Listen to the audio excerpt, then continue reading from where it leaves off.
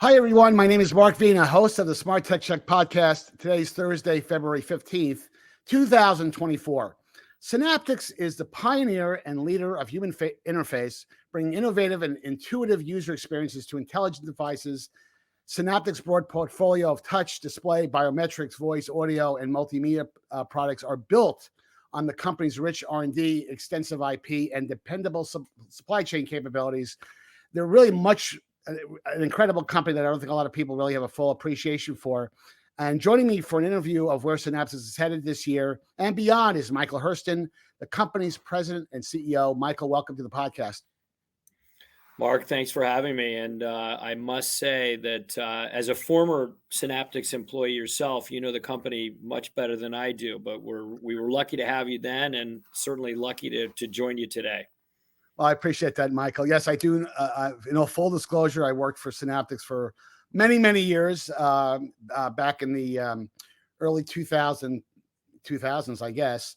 And I do know a lot about the company. But the interesting thing is, and you and I have talked about this before, Synaptics is an entirely different company of the company that I came to know and love. I mean, it's an interesting company on many, many fronts.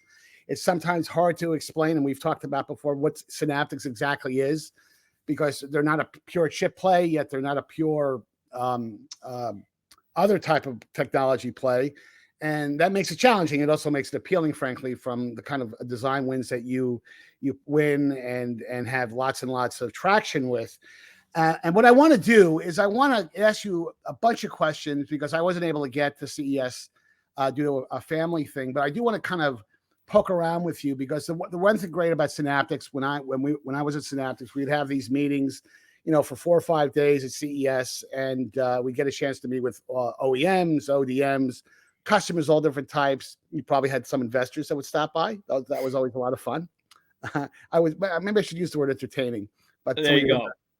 Some of your investors may not like that characterization. But what's interesting is sometimes, you get a different perspective of how the company's strategy is working. It's not working. Is it appealing to the right markets? So that feedback is incredibly important. I know you're a good executive and you comprehend a lot of that feedback, both the positive and the negative. So give me let's spend a few minutes. What did you hear at CES? In terms of maybe macro trends in the market.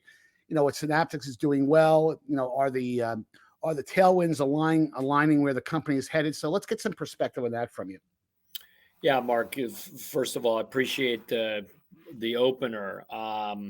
You're right. The company's changed a tremendous amount since you were part of it. And we were certainly lucky enough to have you in the company, and you're part of the rich history of the company. When you were with the company, there was a big focus, of course, on PC products. And yeah, I know well. Were the lead. Yeah, we were the leader. You drove that business to a large degree. It went through a metamorphosis that, again, you were sort of part of, that we went into mobile and had a set of products, both touch and display drivers for mobile.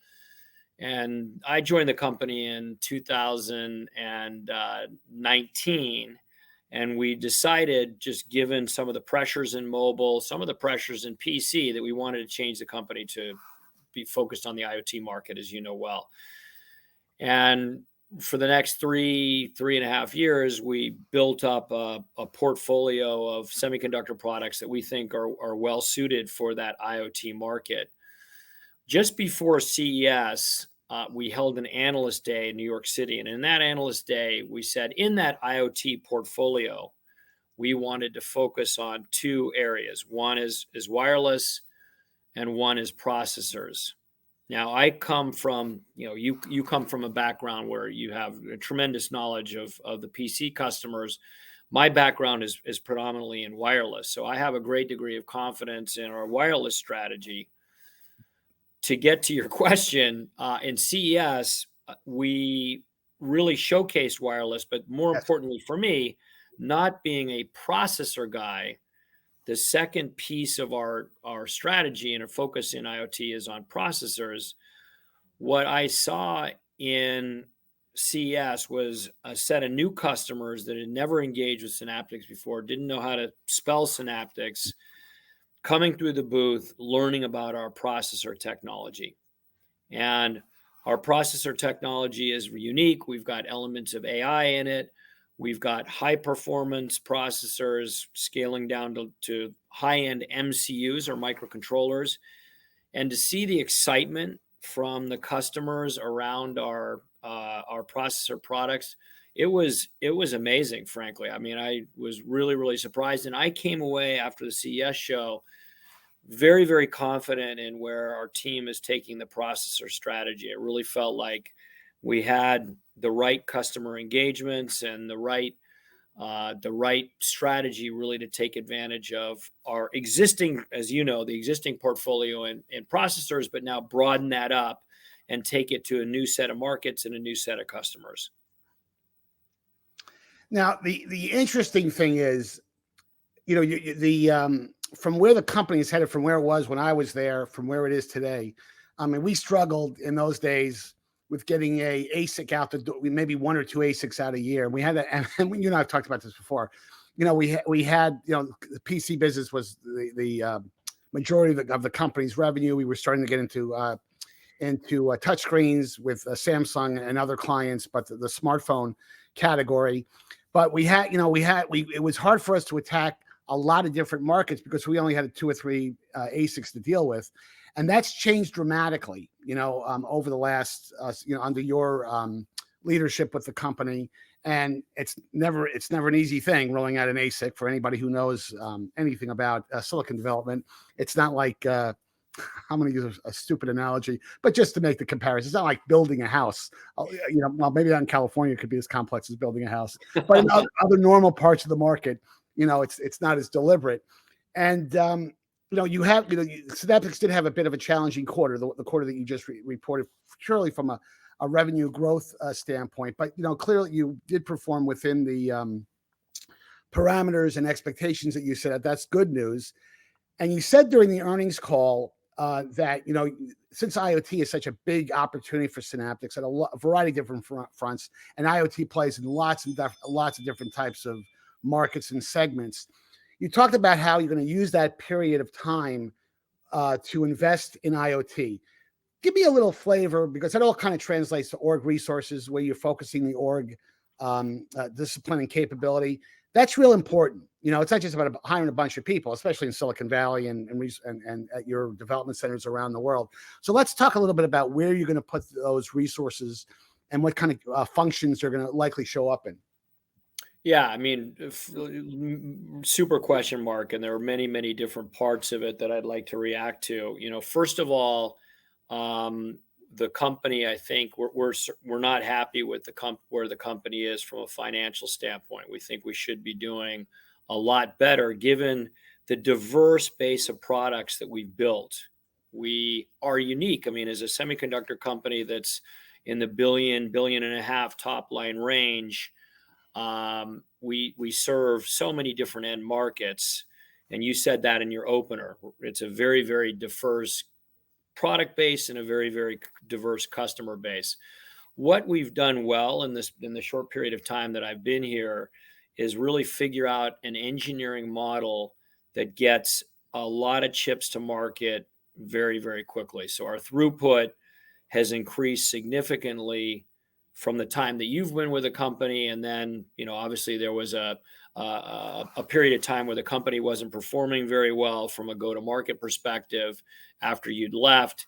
I came in, we changed the model quite a bit, where we moved engineering resources into businesses rather than having a central engineering model. Mm-hmm. And then in probably 2 years after joining, I realized, look, the business units aren't cranking out enough chips. So we went to what I'd call a hybrid model, where we have a lot of the engineering and the core IP development is in the business units, but then there's a central products team, as we call it, that does a lot of the finishing work, the timing closure, all of which you're very familiar with. And that's really increased our throughput tremendously. We really are now able to get a lot more chips through our system than we were before. Now, that being said, you know, we have, again, back to your preamble, we have a lot of different businesses at the company. And as we focus on wireless and processors, what we've tried to do is shift resources into those two areas, both from a central product team perspective and from a business unit perspective, while keeping our spending flat. So if you look at our finances, and you know them better than almost anybody, we spend roughly $100 million a quarter on OpEx. We've been able to keep spending flat while growing our wireless team, as an example that we've given publicly, from 65 engineers to close to 400. So we've added 335 engineers to our wireless team without moving our top line. Without moving our expense line? How have we done that? We've shifted resources from some of the other businesses, some of the businesses that you know very, very well, and focused our spend on wireless. So we're using this period of time in particular that the company is down, we're not where we'd want to be financially, to continue to rejigger our engineering profile and make sure that there's as many engineers possible working on our top two initiatives, the processors and the wireless products. And that leads me to my next question is that, there was, and you alluded to this, of course, in your earnings, that you guys have had some channel inventory. And by the way, you're not the only ones, had some channel inventory issues. That always happens. It never is flawless, right?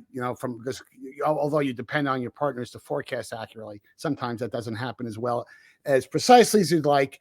But you've worked through much of that, which is great news to hear.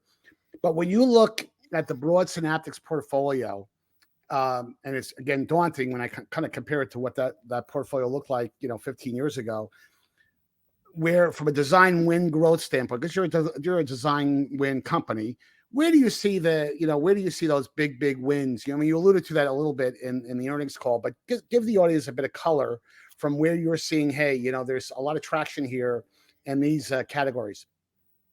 Yeah, no, this wireless, what we've done, Mark, and you know this, is middle of last year, September, when we gave an update to our analysts, we recharacterized our business as core IoT, enterprise and automotive, and mobile, those three businesses. And why we did that was because the IoT bucket for us had become so large and so diffuse, as you keep pointing out and know very well. It was hard for our investors to really understand what was growing and what wasn't.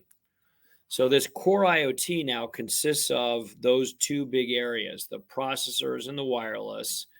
And what we've said, and to your question, the growth is going to come from those businesses. We expect enterprise and automotive to continue to do well. It'll probably grow at semiconductor rates, which are 3 to 5% per year. Okay. What we've shown is we can get significantly outsized growth from our core IoT business. And this quarter, we reported growth of close to 20% in core IoT, albeit off a small number. Yep. But what we also signaled was we'd see that mid-teens growth for the next 4 to 6 quarters. That's primarily driven by our wireless products because it tends to hit faster. We have had our wireless products for some time. That came into the portfolio in 2001. That was hit particularly hard by inventory. So right now, what's happening is we're just kind of recovering, and the wins that we had pre-inventory problem are now shipping again at rates that we'd start to expect. And then we expect to layer on top of that a set of new design wins that are coming, some from consumer, some from enterprise, some from industrial, that will really start to layer onto our base wireless business and really drive the growth rate. Beyond that, we'd expect our processors to start kicking in. As I said at the outset, we were really excited about what we saw at CES. Processors will come on top of that and give the next level of growth in 2026 and beyond. Now, the big announcement that you guys made several months ago. Although you're gonna reveal more, the kimono is gonna be widened a bit in the not too distant future. Is this Astra announcement, and in many ways, it's consistent with a macro trend in the market. I can tell you that if I had a time machine and I could go back to 2007 and say, Synaptics would be actually in the compute processor market, I'd say you're crazy. It would have been kind of the same thing I would have probably said about Apple, by the way. And we all know the success Apple's done by taking control over its destiny in that category. So it's not unthinkable, and I think it's obviously a thing that I think Synaptics has to do if it wants to take. It wants to do a much better, a much more significant job of being relevant in the marketplace. But let's talk a little bit about Astra, because it is a dramatic shift from where Synaptics has been in the past, and why it's so important for the company to go down this path. I mean, because it's not a trivial deal. It has resource implications, which we'll talk about. It certainly has go-to-market implications. It has messaging implications. There's a whole checklist. I'm sure you have somewhere in your office. Probably on that whiteboard behind you. There you go. There you go, Mark. Yep. We'll chip it. We'll give away all the secrets. Yes, but we can't read it, so don't worry about that. So anyway, give me your color on the significance of Astra for Synaptics. Yeah, again, it's just a super question with so many different facets to it. Let me start from at the beginning, and that is Synaptics had purpose-built processors for very targeted markets for quite some time. After you left the company, there were 3 acquisitions that were done. One was a Marvell, and that got us a targeted processor for video conversion. And then we did an acquisition after that, DSP Group in Israel, a targeted processor for voice applications and specifically enterprise telephony. And then we got a third acquisition, a group called EMSA, also in Israel, that gave us a very low-end MCU that was targeted at PC applications. Now, as you know, with Synaptics, what we've done really, really well is we've become very, very adept at working in very small markets, docking stations, this enterprise telephony that I referred to, this MCU for PC, and in this case, a human presence application. And the great thing is we're number 1 or number 2 in almost every single market we play, but those markets are limited in their size and their growth rate. And so what we've tried to do with this strategy is participate in much bigger markets, wireless and processors, with much higher growth rates. And what we found, and this is where 1 or 2 people can make a difference, we hired an individual from Infineon that was actually running their processor group. He's brought over, some just great people from Infineon that know processors very, very well. And they looked at this portfolio that we had, this narrowly targeted processor portfolio, and they said, geez, this is more generally applicable. We can become a general purpose processor company by opening our aperture a bit and applying the products that we have that were very narrowly focused, very targeted, to a much, much bigger market and arena. And I would just jump in there saying the business implication, back and again, it's completely different. It's almost 2 different worlds, 2 different universes. Back in the day when I was there, we had 3 or 4 customers that did 85% of the business.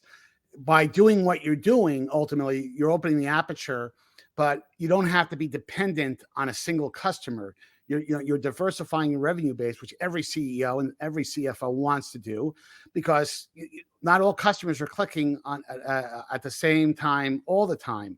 Not all market segments are always clicking on all the time in a consistent basis. So you want to diversify that revenue base and go a bit much broader than where Synaptics historically has kind of operated in, correct? Yeah, and that's, it's in your new world, I think you have a tremendous amount of expertise in this area, but the challenge I think we have, interestingly enough, the products are excellent. I think the way the team has constructed our wireless and our processor portfolio is excellent. We have the right products. We are early to market on AI. We haven't really touched on AI, which is the new Yes. buzzword in semiconductors, but we're early to market with this edge AI concept.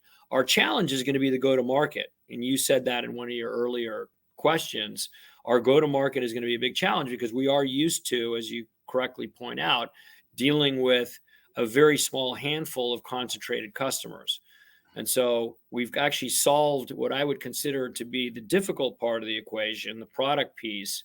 Where we're going to need to work and where the company is now spending its time is on the go-to-market. And that's where this Astra launch actually comes in. It's an endeavor, it's a first step, Mark, to get into the broad market, to participate more meaningfully in the channel, and really have a go-to-market and the collateral, the website, the low touch model that you need to be a true broad semiconductor provider. Right.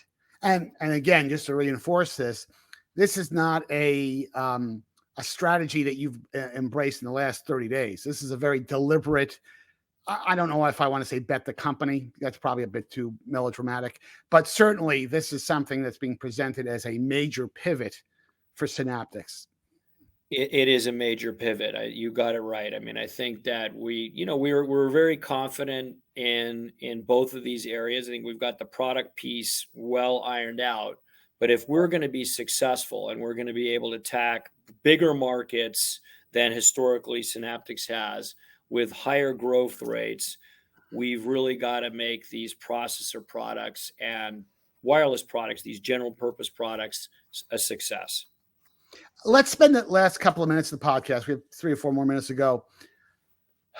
I'm not trying to pat you on the back, but Synaptics is a far different company, not just in terms of structure and mission and strategy, but also in leadership, because it takes leadership, I think, to turn around. I know to turn a companies around. And and Synaptics has gone through a turnaround. I mean, when I was there, the company was at a zenith. Then things got a little bit murky as the market started to change. PCs became less important because of the rise of iPad and tablets, and smartphones became a bigger thing. And for a while, Synaptics struggled a bit in terms of embracing that category and all the other issues that you're well aware of. What excites you about Synaptics at the end of the day? I mean, you've been around in the space for a long period of time. You're obviously a seasoned executive, but when you look at the direction the company's going, and give us your flavor. What excites you when you get up in the morning? I mean, hey, listen, a lot of CEOs out there, they don't want to come into the office. Yeah, well, I won't we name like who the they office are. a lot. I wouldn't name who they are. But I like, because I love to ask that question because it gives me a flavor from a leadership style standpoint. What do you enjoy about managing Synaptics? Yeah, look, I think, first of all, I like the question. I welcome it. I just came up with this as you were asking it. I mean, I think it's the 3 Ps. It's the people. Mm-hmm. And as you highlighted on, we've really changed the management team. I'm very proud of the team that we've built. I think there's a lot of the old people that when you come into the office, and we're lucky enough to have you for one of our tech days, still people you remember, but that's been blended in with a set of new folks, a lot of who I have personal relationships with that have helped on this journey.